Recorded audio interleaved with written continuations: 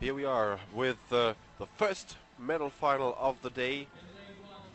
The trunks and arms mixed double sculls with Italy in lane 1. Daniele Stefanoni, Silvia De Maria competing for their country for gold, silver or bronze. Australia in lane 2. John McLean, Catherine Ross, 4th placed at the races at Munich this year, whereas the Italians were 5th.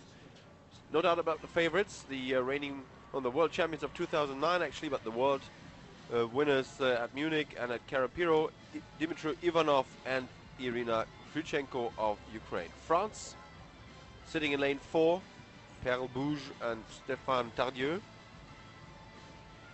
Here they are.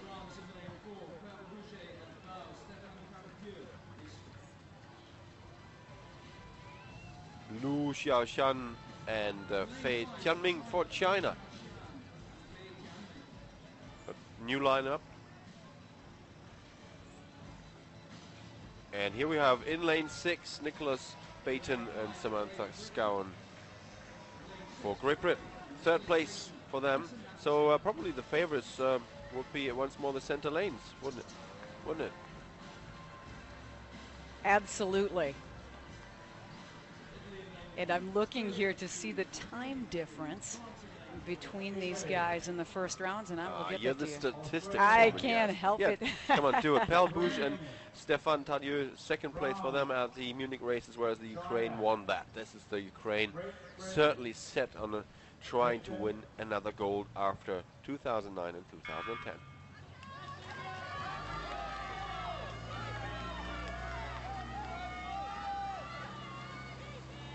And let's keep an eye on Great Britain in lane 6. That's at the bottom of the screen. They were 3rd. Who just caught a crab, actually. Yeah. A boat-stopping crab, but they picked it up very quickly. But let's see what that has to do with their medal chances and what that result will be here. Ukraine definitely powering off the blocks, but also the French looking good there, and China definitely setting the pace here on the first 250.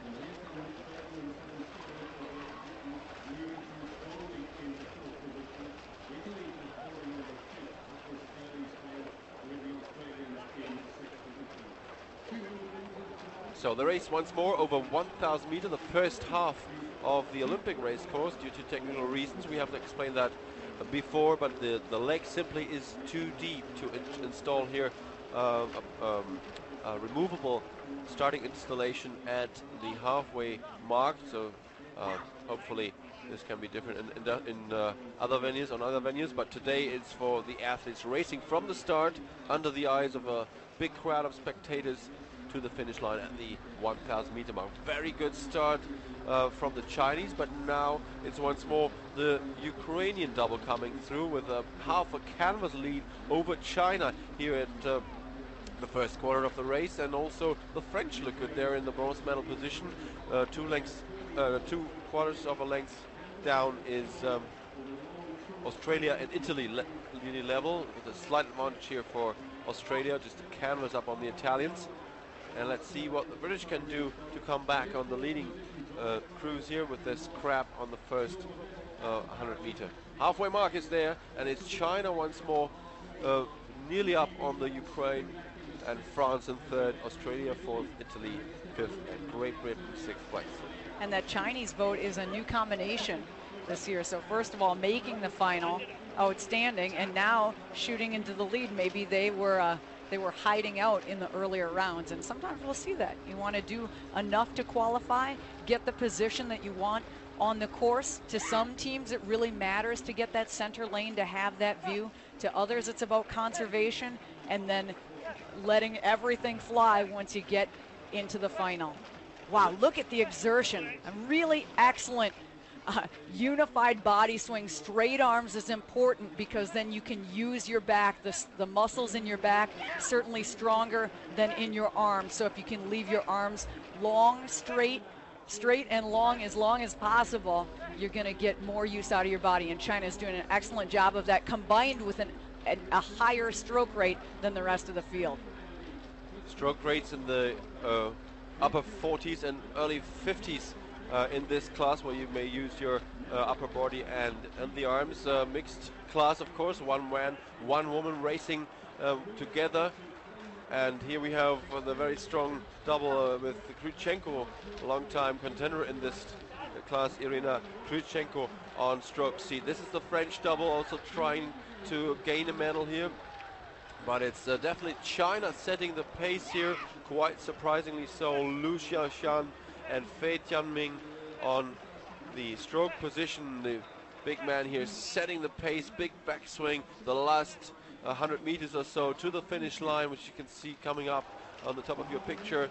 And this is Great Britain struggling very hard to get contact with the rest of the pack. The last few strokes for obviously the new world champions from China. China winning gold here in this shrunken arms mixed double scull, and celebrating that good silver medal for the French Perle Bouge and Stéphane Tardieu.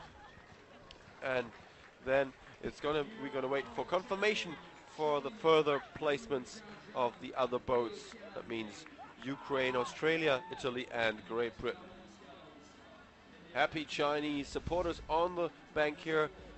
Loose grip and then firm grip. That's always the change when before the start, and then you just hang on to your handles and pull them through. Well, it's been 3 magical months together for this combination, because 2.5 years of rowing each, but only 3 months together in this boat is certainly an excellent unified effort. Massive power with the body swing in that boat, and that's how they really did propel it to victory. Well, and they didn't compete at the Munich races this year, where the only international scene gathering took place. And here we have the confirmation. China winning gold ahead of France, and then Australia winning a bronze medal just ahead of Ukraine, of the defending world champion, who are now 4th this year, 5th place for Italy and Great Britain.